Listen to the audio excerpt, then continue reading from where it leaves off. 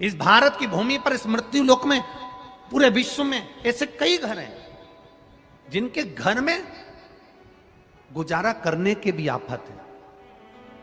पहनने के कपड़े नहीं, किसी के यहां पर भोजन नहीं, किसी के यहां जमीन नहीं, किसी के यहां दुकान नहीं, कोई कोई पूरी जिंदगी किराए के मकान में निकाल देता है। नहीं, मेरा एक निवेदन है, इस कथा को जितने छत्रपति संभाजी नगर के श्रोता भाई बहन श्रवण कर रहे हैं उनसे निवेदन करूंगा, आप हाथ का ठेला लगा रहे हो, सब्जी का ठेला लगा रहे हो, फल का ठेला लगा रहे हो, धक्के की जिंदगी जी रहे हो, दरवाजे पर बैठे हो, कहीं ना कहीं तुम दास्य भाव की जिंदगी जी रहे हो, तकलीफ में जिंदगी जी रहे हो, बहुत दुख की जिंदगी जी रहे हो, बहुत कष्ट की जिंदगी जी रहे हो, उनसे केवल निवेदन करूंगा 3 महीने 2 जगह पर जल चढ़ाना प्रारंभ कर दीजिए, केवल 3 महीने।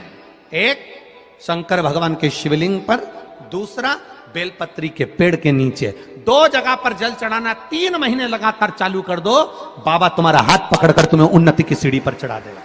हमें कोई चमत्कार करना नहीं आता और ना हम कोई तंत्र विद्या या मंत्र विद्या जानते हैं, ना हमारे पास में बेल है, ना हमारे पास में भभूति है, हमारे पास में तो केवल शिव का नाम है। आप श्री शिवाय नमस्तुभ्यम बोलो, ओम नमः शिवाय बोलो, नमः शिवाय बोलो, चाहे महामृत्युंजय मंत्र बोलो, उसका स्मरण करते करते भगवान शंकर के शिवलिंग पर जल, और उसी पात्र में जो जल तुमने शंकर जी को चढ़ाया है उसमें से बचा हुआ थोड़ा सा जल बेलपत्री के पेड़ के नीचे चढ़ाना प्रारंभ कर दो। अलग से बेलपत्री के पेड़ के नीचे चढ़ाने के लिए अलग से लोटा भर के जल जरूरत नहीं पड़ेगी। जो तुमने शिव जी को जल चढ़ाया,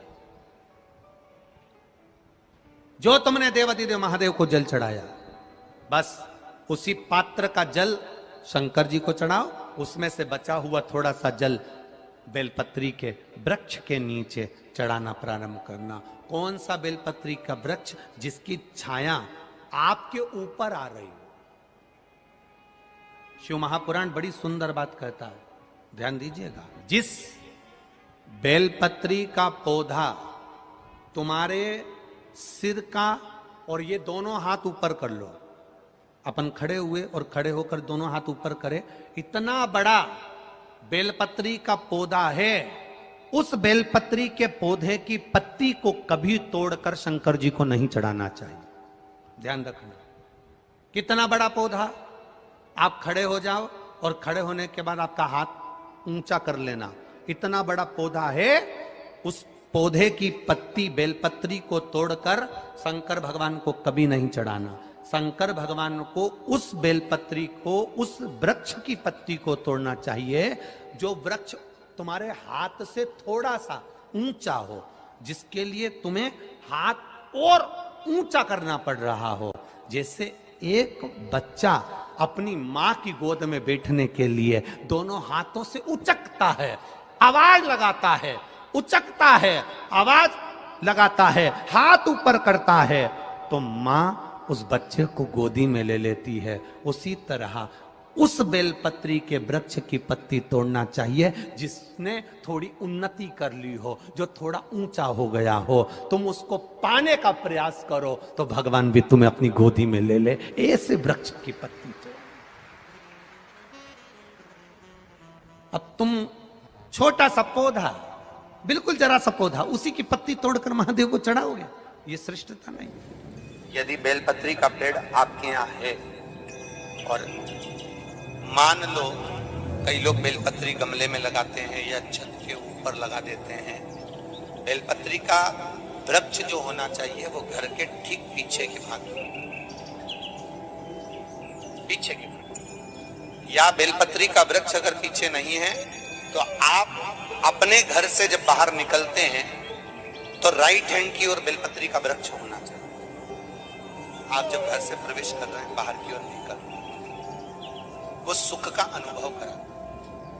यदि घर से निकलते समय बेलपत्री का पेड़ लेफ्ट में अगर आता है, आप जिस घर से निकल रहे हो लेफ्ट में अगर बेलपत्री का पेड़ आता है, तो आप 1 रुपए कमाएंगे, 1.25 रुपए खर्च होगा, पैसा हाथ में टिकेगा नहीं।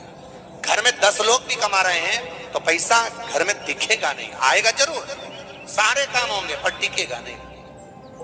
यदि लेफ्ट राइट भाग का बेलपत्री सुख का अनुभव।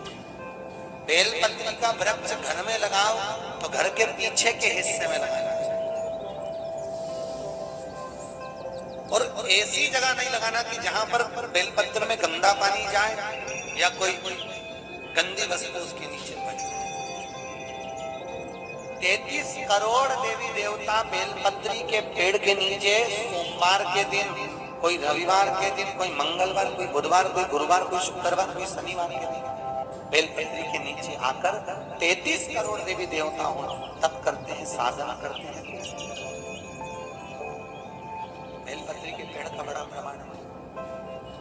एक बेलपत्री ऐसी होती है जो कि शंकर पर अगर चढ़ी हुई है तो वापिस उतार कर धोकर फिर शिव को चढ़ा सकते।